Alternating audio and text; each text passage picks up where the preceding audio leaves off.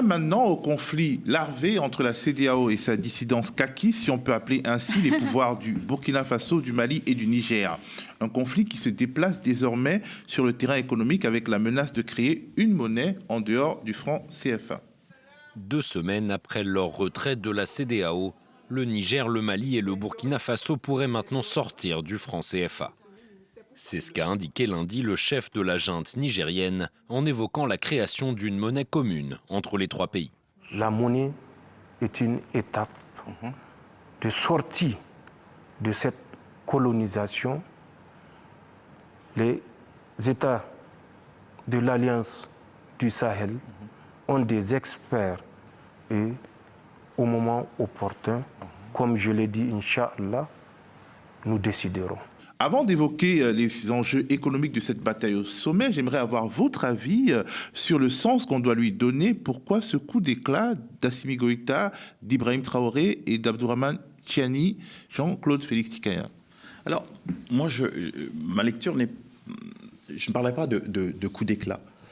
Je pense que ça répond à de très nombreuses revendications historiques, même avant la naissance de M. Goïta et tous ceux qui sont au pouvoir. C'était sortir ou améliorer ou réformer des institutions qui parfois étaient marquées par des visions et des décisions à géométrie, voire à géographie variable et indignation sélective, et des sanctions qui se portaient malheureusement parfois, qui avaient des impacts beaucoup plus forts sur le quotidien déjà heurté des populations. Donc là, il y a une vision politique, entre guillemets, qu'on pourrait qualifier de dogmatique, historique ou autre. Donc, leur vision politique n'est pas seulement une vision de transition telle qu'ils l'ont annoncé. Ils vont beaucoup plus loin que ce qu'ils avaient dit sur la restauration de la démocratie. J'espère qu'ils vont faire ce qu'ils ont dit sur ce plan-là. Beaucoup... ici ou là, disent que l'Afrique ne serait pas faite pour la démocratie et autres. Je trouve que ça porte offense à l'Afrique et aux Africains.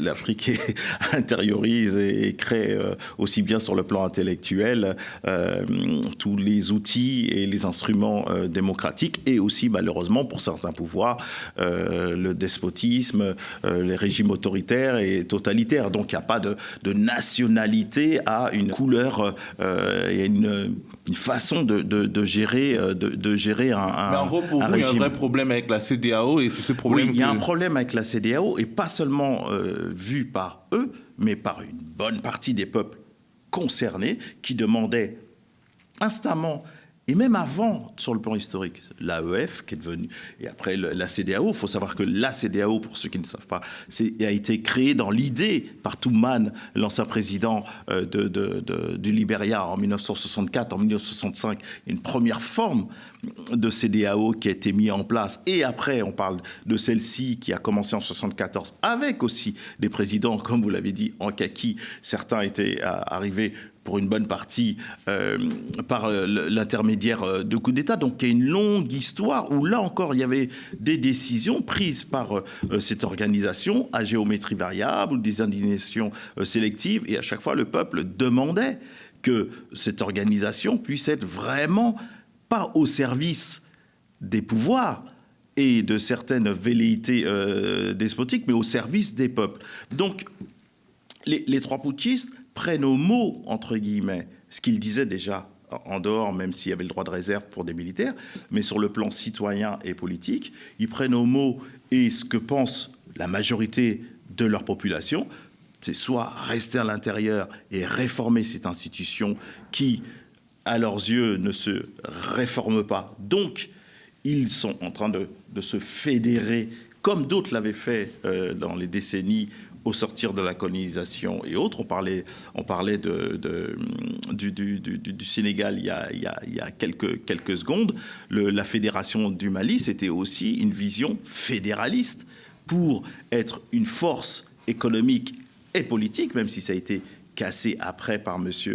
Senghor, qui malheureusement, de 62 à 76, ce pouvoir sénégalais, justement, a été un parti unique, donc parti inique, donc pas démocratique. Mohamed Dia, qui lui était pour une révision politique et économique, pas seulement du Sénégal, mais de toute la région. Donc on voit bien que ce qui n'a pas été guéri... Une sorte de logique historique, en gros. Il y a une logique historique, il y a un continuum, donc il va falloir être au niveau de ce continuum pour rebondir. Là, l'AES, donc ça ne peut pas être seulement une transition politique, c'est aussi une transition monétaire, donc le CFA. On va d'abord parler de la transition économique.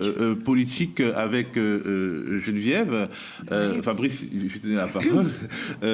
Est-ce que, quelque part, il y a au moins une opinion, un malaise sur lequel surfent ces trois présidents qui...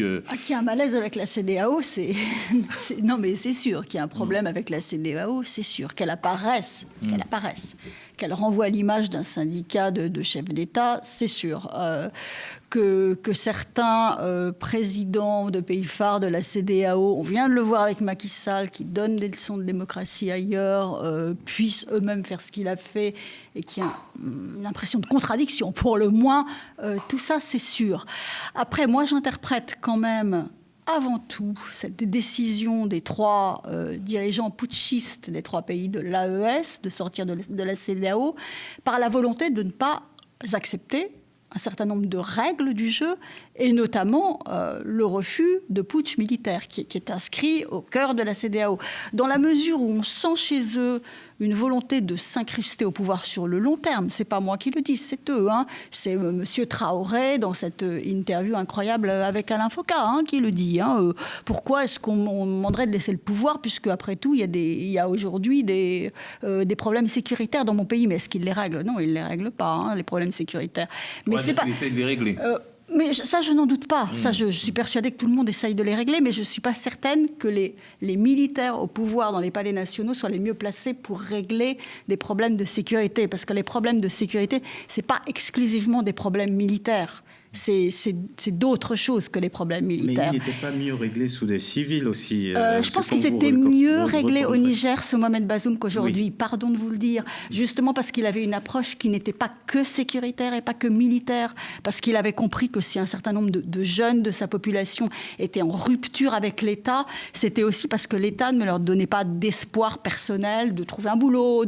Et que donc ils plongeaient dans autre chose et qu'il fallait les ramener dans le fil de l'État en leur offrant un espoir qui ne soit pas juste celui de basculer dans... La chute de Mohamed Bazoum, c'est aussi l'échec en fait de sa stratégie. Peut-être qu'il est allé trop tôt, trop tard. Peut-être que la situation était trop compliquée. Mais en tout cas, il est tombé. Il est tombé sous les vivas d'une bonne partie de la population. Fabrice. Je pense que l'erreur ultime dans le sens de la dernière erreur de la CEDEAO a été cette menace d'intervention militaire, parce que effectivement on parlait de la légitimité de certains autres chefs d'État de la CEDEAO à venir donner des leçons de démocratie quand eux-mêmes vont perpétrer des putschs, des putschs constitutionnels évidents. Donc je pense que la CEDEAO s'est énormément discréditée elle-même ces dernières années, et que effectivement il y a une aspiration. Alors on pourrait regretter que cette décision de quitter la CEDEAO se fasse sans toute consultation, tout référendum, toute consultation parlementaire, mais effectivement il y a un sentiment populaire. On a vu des manifestations par exemple à Bamako après ce retrait de gens qui voulaient saluer la décision. Mais ça me donne envie de citer une phrase qu'on a entendue dans un tout autre contexte cette semaine dans l'actualité de Laurent Fabius, pour ne pas le citer, qui lui aussi faisait référence à Victor Hugo, qui disait il faut faire attention que la foule ne trahisse pas le peuple.